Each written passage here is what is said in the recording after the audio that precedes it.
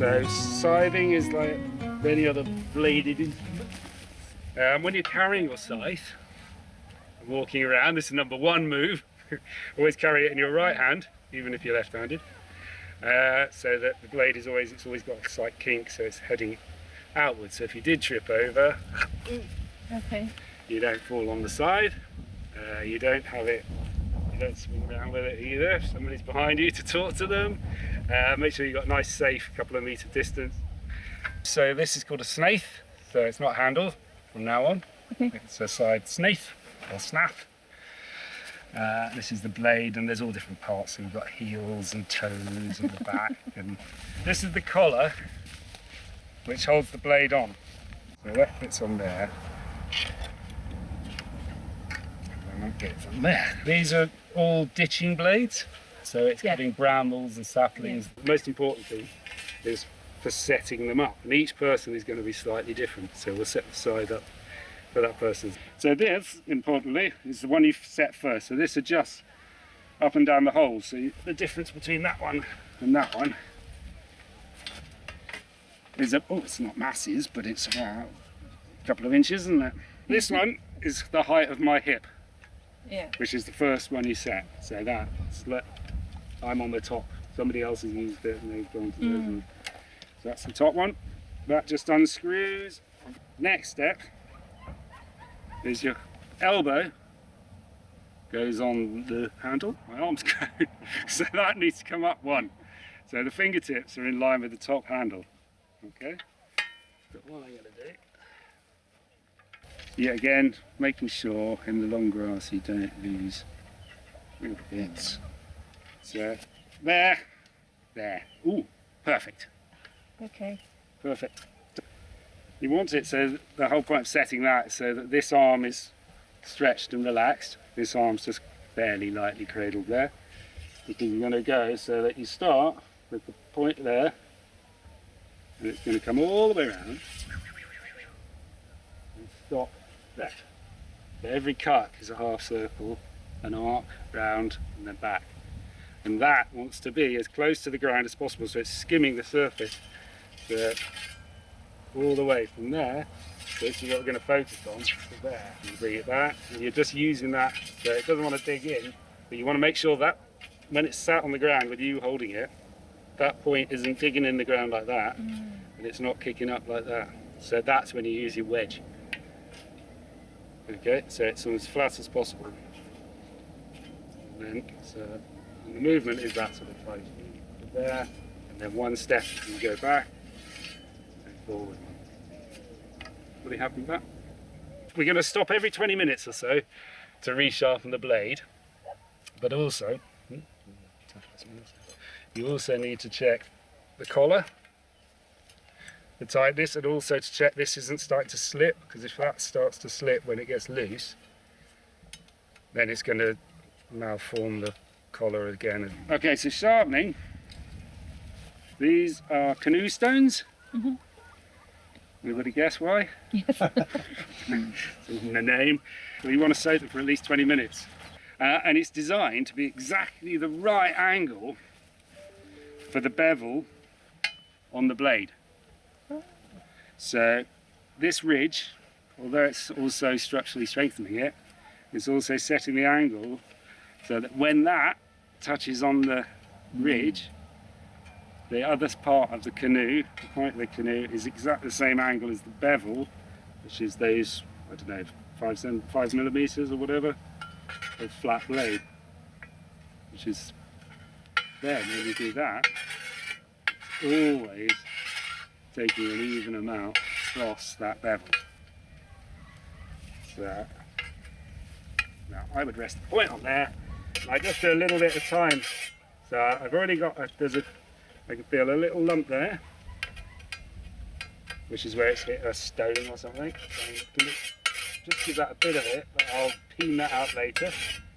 I'll just make my way around, and I'm following the angle of the curve, so I'm not just going straight down like that, because you'll end up coming to a point you'll lose your curve eventually. So I'm coming round just to the end, and then what you've done is created a burr, so there'll be a little, hopefully a little ridge, which I can just feel. So then using the flat of the stone, not that way, but the flat, you then just carefully just take off the burr. And that should be sharp enough to do another 20 minutes. You don't need to do any more than that. Peening, which is cold forging the metal when it's got damage. It's got winkles, crinkles, and it's got split. And the split is something that happens quite often. Okay, I think, so you got a little one there. It's thin here and thicker here, and obviously much thicker here. And what you're doing is you're forcing some of this metal down into the gap. So what you're going to have to do is using a small file that you're going to actually take out the whole of that split. Turn it into a V. Turn it into a V, yeah. And so the same with that one. So it's gone. Stop the splitting. Yeah, so it it's stops gone. Cracking. Yeah, otherwise it will just keep running. You could just flatten that with a hammer and go, that'll be fine. And then it hit something again and that whole bit will snap off and it will carry on up.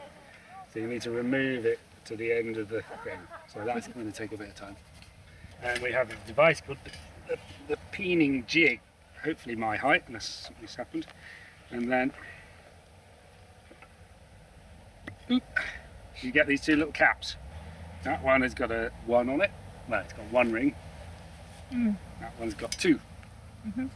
There, and that's because that shape there, get rid of my glasses, is wider, so that's going to take a bigger dent out of it, or bigger, bend more of the metal, fold more of the metal. That's a finer one, so you use that one last, and that just does a very fine edge that you're going to use to chop.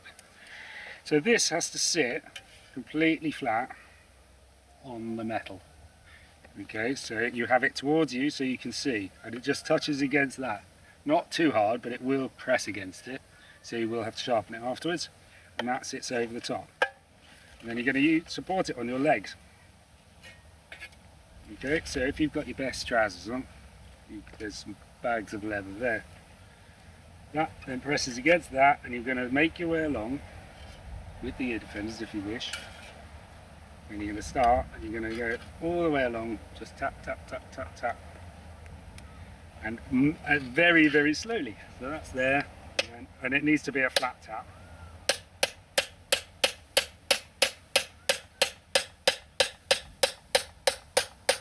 You can hear if it's not flat. So that's not flat, that's flat.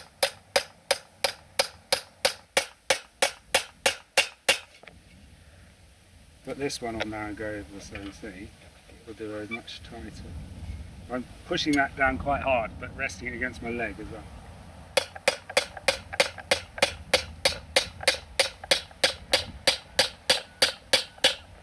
That's now done a second run. You then take out the burr on that side and then sharpen as usual. I think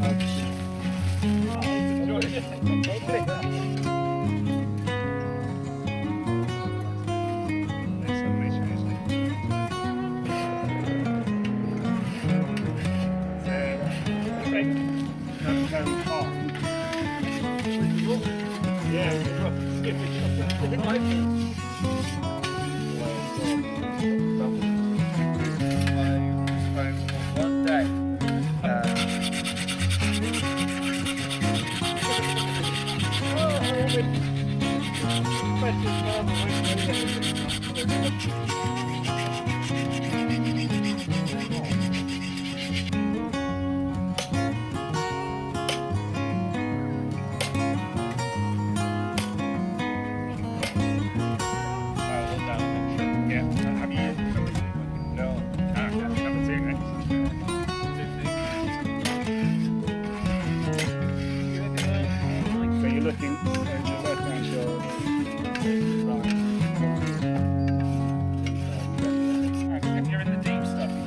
whether you're actually cutting nice and even and low.